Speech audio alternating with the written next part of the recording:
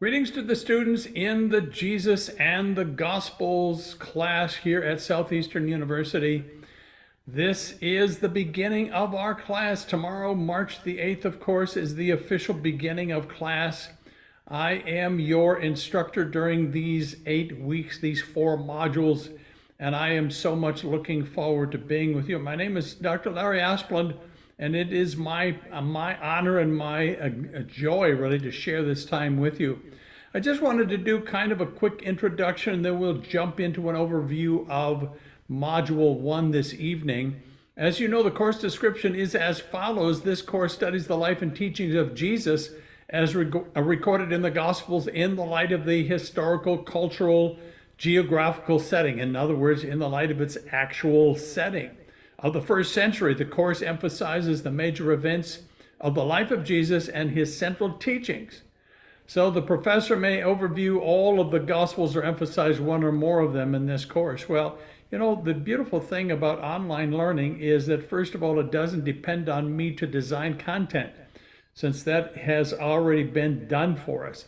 In addition, I am here in the Portland, Oregon area. So because of the magic, I suppose, of online learning, I'm able to interact with students all over the United States, especially in Florida. I moved from St. Augustine, Florida to this area, and I'm enjoying being here, but it's always a joy for me to be able to interact with Southeastern University students, as we will be doing in the next 8 weeks. As you know, to get started in the course, you need to go to the Getting Started section of our course shell, a download of course, at least take a very clear look at the course syllabus and policies. It's really extensive, and we will follow it to the T. Go down to the bottom of that section and meet the class, introduce yourself. You know, online learning is not like a correspondence course, really. It's closer to social media. So we are going to be learning together. We're going to be learning from each other. And it's important for us to make those connections. And so go down to meet the class, introduce yourself, and jump in and greet other students as they do so as well. I'm looking forward to interacting with you and getting to know you a bit in this way. Of course, there is the course introduction, the resources in that section. As you already know, you need to be able to complete the student acknowledgement and attendance confirmation survey. It's just basically a way for the registrar to know that you're actually here, that you actually showed up. In online learning, this is the easiest way to do it. For a student who just doesn't show up, the registrar has some issues that he has to deal with. But anyway, that's our way of getting started in this class. We have 2 really great textbooks I know you're going to enjoy. Richard Burridge has the textbook 4 Gospels 1 Jesus is a Symbolic Reading. This is actually a follow-up from his original text, and I know that you will enjoy seeing all that he has to see. He's got some great videos as well that we will be looking at as we go along. And then John Carroll has Jesus and the Gospels, an introduction. So this is a kind of an overall introduction to all 4 of those Gospels. I love how this class focuses not on trying to, combine all the gospel narratives together to form a life of Christ, but rather allows each gospel to speak in a unique kind of way to us as we read and as we study together. Course outline, of course, is very, very simple and easy. Module 1 is the introduction to the course, and then we will look at Jesus in the Gospel of Mark. Module 2 will look together at Jesus in the Gospel of Matthew. Module 3, Jesus in the Gospel of Luke.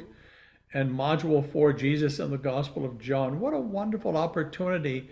For me personally, I read the 4 Gospels over and over again, just devotionally. So when I come to the end of John, I go back to Matthew 1 and start over again. I've done it for many years, and I have found it to be just tremendously beneficial in terms of my own relationship with Jesus, and I'm hoping it will be for you as well. In terms of the kind of assignments that we're going to have, we will have discussion forums in all 4 modules. And so we will take time to post your initial response to the discussion prompt in the first week of the module, and then you will respond to a minimum of 2 of the other students by the end of the second week of the module. All the discussions together will be worth 15% of your final grade. A reception history project is a very interesting way of looking at the 4 Gospels in the light of contemporary culture. It's going to be due in Module 1. I'll be addressing it here in a moment. It will be 15% of your final grade. Then there's a sermon that you will be assigned to, of course, outline and then preach. It's coming up in Module 2. It will be worth 20% of your final grade. Module 3 will be looking at an exegetical paper, and of course there's going to be plenty of instructions along the way. It will be worth 25% of the final grade, and then a final exam in Module 4, which will also be worth 25% of the final grade. Now, you know, an 8-week intensive comes and goes quickly, so I don't think it hurts for you to look ahead a bit and begin to, form in your own mind how you're going to approach some of these large assignments, because they're not going to be spread out. Each one will be occupying a specific module in our course. So welcome to Module 1 here in the spring 2023 semester. I wanted to just quickly introduce to you the big idea for Module 1. The theme of Module 1 is Introduction and Jesus in the Gospel of Mark, so I know you're going to enjoy that immensely. In terms of our course objectives, you will find there's always a great written introduction at each module that will be important for you to read. And then here are our 4 learning objectives in Module 1. Number 1, to identify the synoptic problem that has to do with the ways in which Matthew, Mark, and Luke, are related to each other, kind of echo each other a little bit, not completely. So it's all about discovering the relationship between those Gospels. To recognize the historical Jesus, that is to say, Jesus in his actual context. To discuss the historical, cultural, and sociological context of the Gospels, and then to analyze the particular characterization of Jesus in the Gospel of Mark. Here are your assignments in terms of resources that are available to you. Very, very important. I encourage you to jump in early on and access these before you begin to do any actual work, because they will provide the needed background. You will have a video on the Gospel of Mark in Module 1, and then you're assigned to read the textbook from Burridge, chapters 1 and 2, and then the textbook from Carroll, chapters 1 to 3.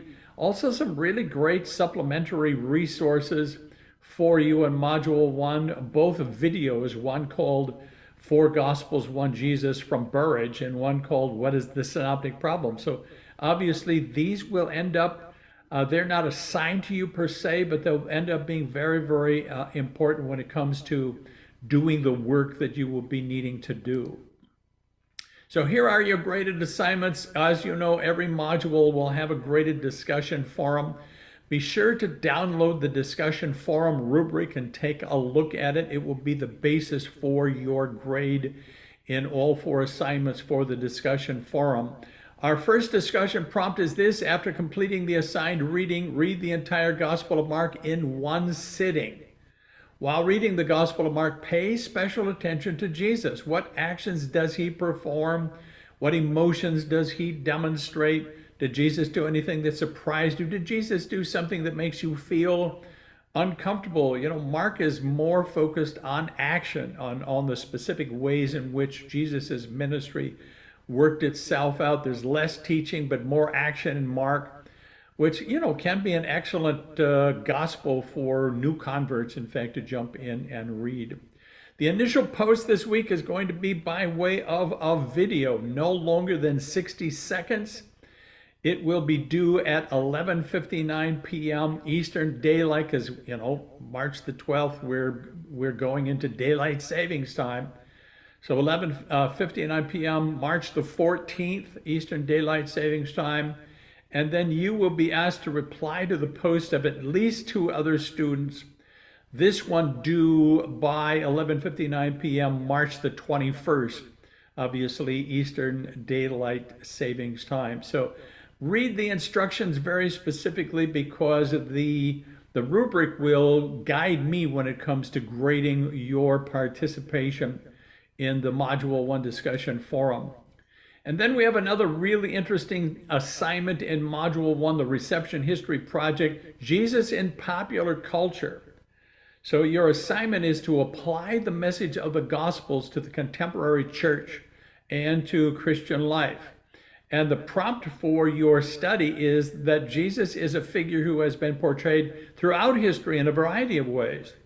Often movies and art influence our memories and assumptions concerning Jesus even more than the gospel account. So you're going to be looking at examples of that in contemporary culture, and then you're going to be writing your interaction with that in this project.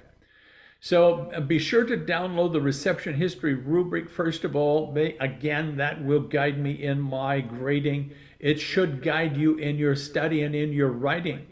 There are 3 sections in your project, and also an introduction and a conclusion.